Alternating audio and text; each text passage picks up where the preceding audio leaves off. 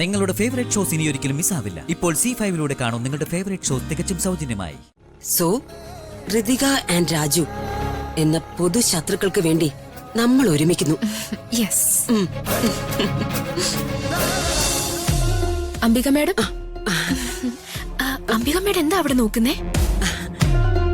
അല്ല, കല്യാണം കഴിഞ്ഞിട്ടേ പെണ്ണിനെ നന്നായിട്ട് നോക്കുന്നുണ്ടോന്ന് നോക്കിയതാ.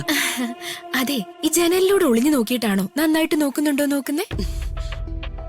നിങ്ങൾക്കൊന്നും ഞാൻ വന്നത് ഇഷ്ടപ്പെട്ടില്ല എന്ന് തോന്നുന്നു. ഇഷ്ടപ്പെട്ടില്ലെങ്കിൽ പറഞ്ഞേക്ക്, ഞാനങ്ങ് പോയേക്കാം. വേണമെങ്കിൽ പോവൊന്നും വേണ്ട, ഞാൻ ചുമ്മാ ചോദിച്ചെന്നേ ഉള്ളൂ.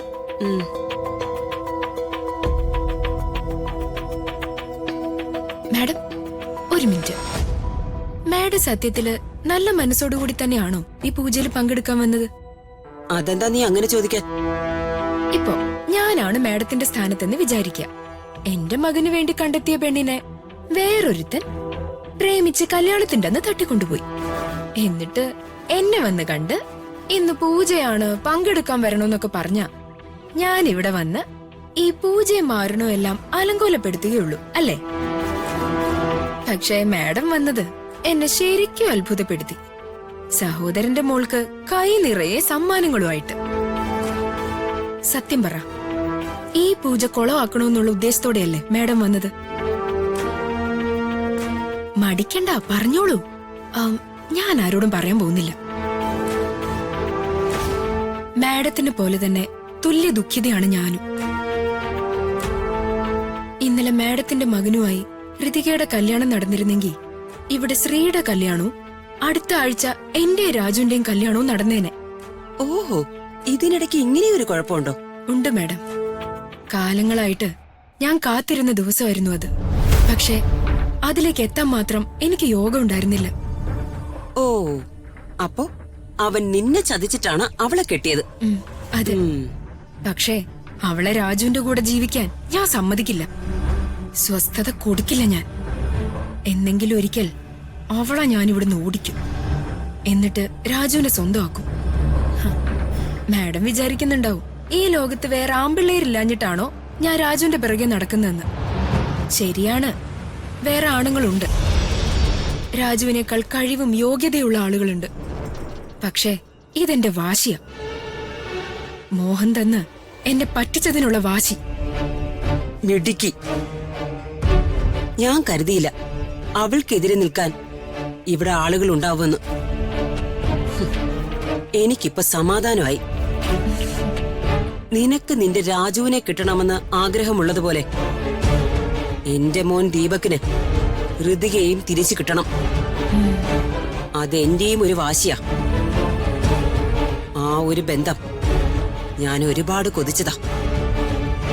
അത് കപ്പിനും ചുണ്ടിനും ഇടയിൽ വെച്ച് നഷ്ടപ്പെട്ടു എന്ന് അറിയുമ്പോഴുള്ള മാനസികാവസ്ഥ അതൊരിക്കലും പറഞ്ഞറിയിക്കാൻ പറ്റില്ല. അങ്ങനെ എത്ര എത്ര സിറ്റുവേഷനുകൾ. ഒന്നുകിൽ അത് രാജു പൊളിക്കും, അല്ലെങ്കിൽ ആ ഋതിക പൊളിക്കും. എപ്പോഴും വിജയം ഒരാളുടെ മാത്രം അവകാശമല്ല. ഇനി വിജയം നമുക്കൊപ്പം ആയിരിക്കണം. പക്ഷേ അതിന് നമ്മൾ ഒരുമിച്ച് നിൽക്കണം, ഒറ്റക്കെട്ടായി. ഒറ്റയ്ക്ക് മാറി നിന്ന് യുദ്ധം ചെയ്താ വിജയസാധ്യത കുറയും. പക്ഷേ ഒരുമിച്ച് നിന്നാൽ വിജയസാധ്യത ഇരട്ടിയാകും. എനിക്ക് കുട്ടിയെ വിശ്വസിക്കാമോ? എനിക്കൊപ്പം ഉണ്ടാവുമെന്ന്? ഉണ്ടാവില്ലേ? തീർച്ചയായും ഉണ്ടാവും. എന്റെ ഈ ലക്ഷ്യം നേടിയെടുക്കാനായി ഏതറ്റം വരെ പോവാനും ഞാൻ റെഡിയാ. മാഡത്തിനൊപ്പം ഞാനുണ്ടാവും. പിന്നെ എനിക്ക് സംശയമുള്ള കുറച്ച് കാര്യങ്ങളുണ്ട്. അതിനെക്കുറിച്ചൊക്കെ ഞാൻ പറയാം. ഇപ്പൊ നമ്മൾ കൂടുതൽ സമയം അവിടെ നിന്ന് മാറി നിന്നാ എല്ലാവർക്കും സംശയമാവും. നമുക്കേ അങ്ങോട്ട് പോവാം. സോ ഋതിക ആൻഡ് രാജു എന്ന പൊതു ശത്രുക്കൾക്ക് വേണ്ടി നമ്മൾ ഒരുമിക്കുന്നു.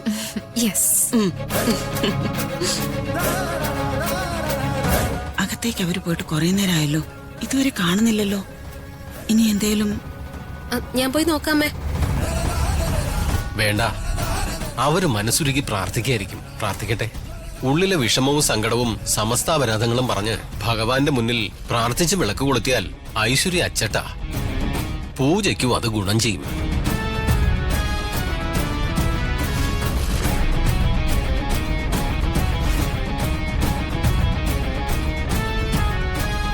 അവര് വരുന്നുണ്ട്.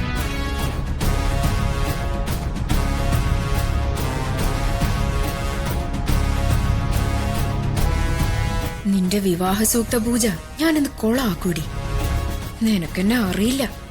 ഞാൻ മനസ്സിൽ കൊണ്ടു നടന്ന എന്റെ രാജുവിനെ നീ തട്ടിയെടുത്തിട്ട് നീ അങ്ങനെ പൂജയിൽ പങ്കെടുത്ത് ആചാരപ്രകാരം രാജുവിനെ വിവാഹം ചെയ്ത് സുഖിച്ച് സന്തോഷത്തോടെ ജീവിക്കണ്ട. ഞാനതിന് സമ്മതിക്കില്ല.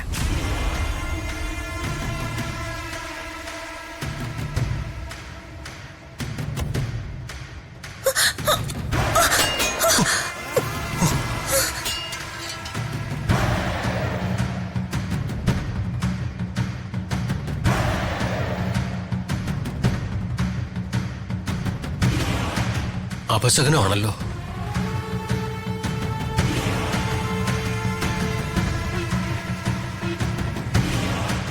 നിങ്ങളുടെ വിവാഹം നടന്ന മുഹൂർത്തം എത്ര മണിക്കാ? 11.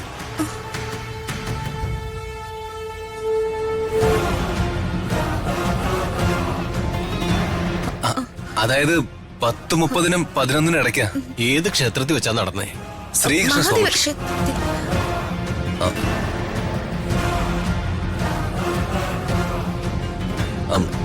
സോറി, എനിക്ക് തെറ്റിപ്പോയതാ. രാജു പറഞ്ഞത് തന്നെയാ ശരി.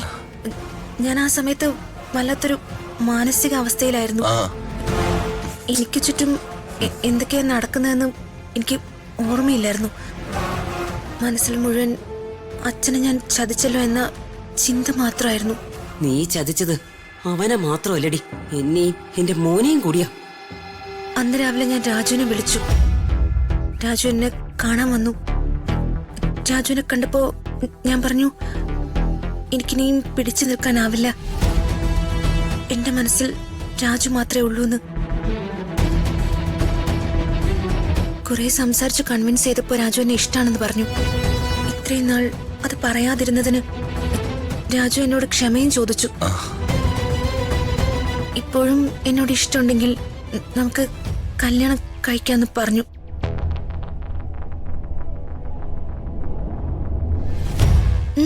എനിക്ക് രണ്ടാമതൊന്നും ചിന്തിക്കേണ്ടി വന്നില്ല. ഞാൻ ആഗ്രഹിച്ചിരുന്ന കാര്യ രാജു എന്നോട് പറഞ്ഞത്.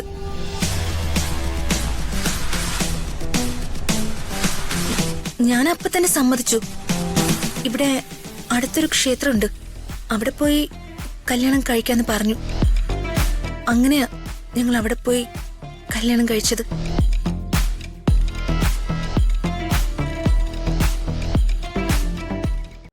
ഡൗൺലോഡ് ചെയ്യൂ C5 ആപ്പ്. കാണൂ എല്ലാ എപ്പിസോഡുകളും സൗജന്യമായി.